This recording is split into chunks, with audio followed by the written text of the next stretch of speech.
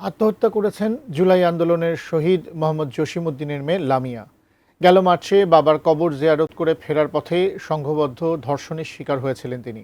খবর পেয়ে হাসপাতালে ছুটে আসেন বিএনপি, এনসিপি এবং জুলাই ফাউন্ডেশনের নেতাকর্মী ও কর্মকর্তারা।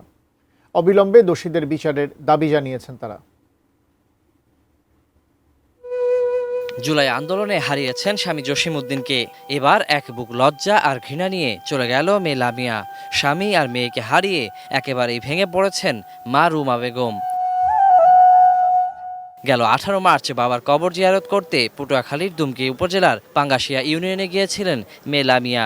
সেখান থেকে নানাবাড়িতে ফেরার পথে সংঘবদ্ধ ধর্ষণের শিকার হন তিনি। ঘটনার পর থেকেই চিকিৎসা নিয়ে আসলেও মানসিক আঘাত থেকে আর বেরিয়ে আসতে পারেননি তিনি। এদের ব্যাকগ্রাউন্ড বা এদের রাগা বলের মতো বড়, কেন এদের সাথে আমরা পারার মতো যোগ্য নাই। যে সরকারি থাকুক এখন বর্তমানে রানি, আগামী এক সপ্তাহের ভিতরে এই বিচার কার্যকর হয়। শনিবার রাত 10টার দিকে রাজধানীর শেখেরটেক এলাকায় ভাড়া বাসায় গলায় ফাঁস নিয়ে আত্মহত্যার চেষ্টা করেন লামিয়া। এক পর্যায়ে তাকে উদ্ধার করা গেলেও আর বাঁচানো সম্ভব হয়নি।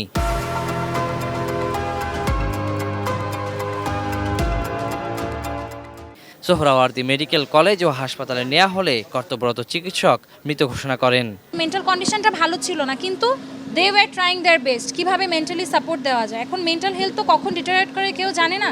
খবর পেয়ে সেখানে ছুটে আসেন বিএনপি চেয়ারপারসনের উপদেষ্টা আব্দুস সালাম।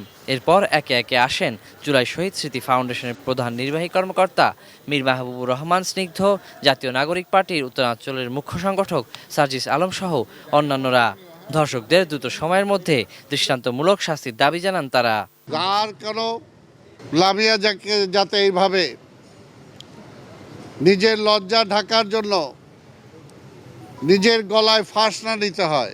আমাদের যে শহীদদের পরিবাররা রয়েছে তাদের নিরাপত্তা ছিল এই রাষ্ট্রের সর্বপ্রথম দায়িত্ব, কিন্তু এই নিরাপত্তা দিতে রাষ্ট্র ব্যর্থ হয়েছে। যে 90 দিনের কথা বলেছেন কিছুদিন আগে আমাদের বোন আসিয়ার সময়, এটা আরও যদি দ্রুততম সময়ের মধ্যে দৃশ্যমান শাস্তি নিশ্চিত করা যায়, তাহলে দিন শেষে আগামীতে আমাদের আর কোনো বোন আসিয়া কিংবা লামিয়াকে আমাদের আর হারাতে হবে না। সামনে যেন আর কোনো মেয়ের পরিণতি আসিয়া বা লামিয়ার মতো না হয়, প্রত্যাশা সবার।